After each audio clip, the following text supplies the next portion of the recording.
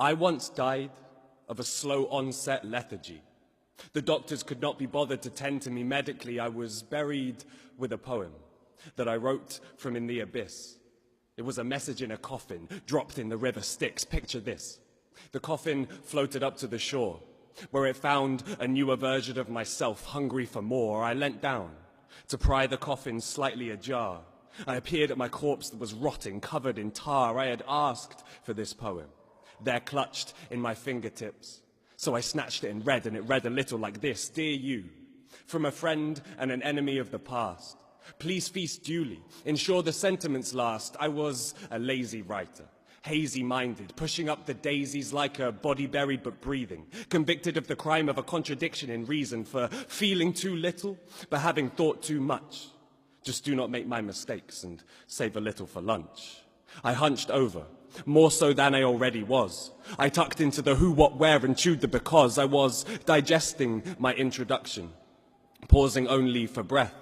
And then I carried on reading now that I had a taste for death. You're an impatient writer, crazy like a madman rambling conversations with spirits, fully in the knowledge that his stomach has limits, and yet, nevertheless, you endeavor to finish only when you have stretched to a 72nd minute. So get with it, get to it. You've got nothing to lose. Well, except for your sanity, friends and family, who would be appalled if they knew you through opportunities to give back the gift of expression. Oh, unless they forget to mention, you could surrender the truth. See, you lose sight quicker than the blink of an eye, like a REM sleepwalker who dreams meridian skies. Inside, you are skullduggery, out just dull drudgery, suffocating yourself on the past as you are now. I spluttered and spat that last sentence out of my mouth. How did I know me so well? This was a mere prediction. I listened for the answer, but heard only the addiction. I sat shifting uneasily. Comfort had run away. I looked into the coffin, but saw no more decay. I was stuck in the mud, a drunk gluttonous dud. I was a rat who had to service a thirst for blood. I shuddered once before bending my spinal column to drink.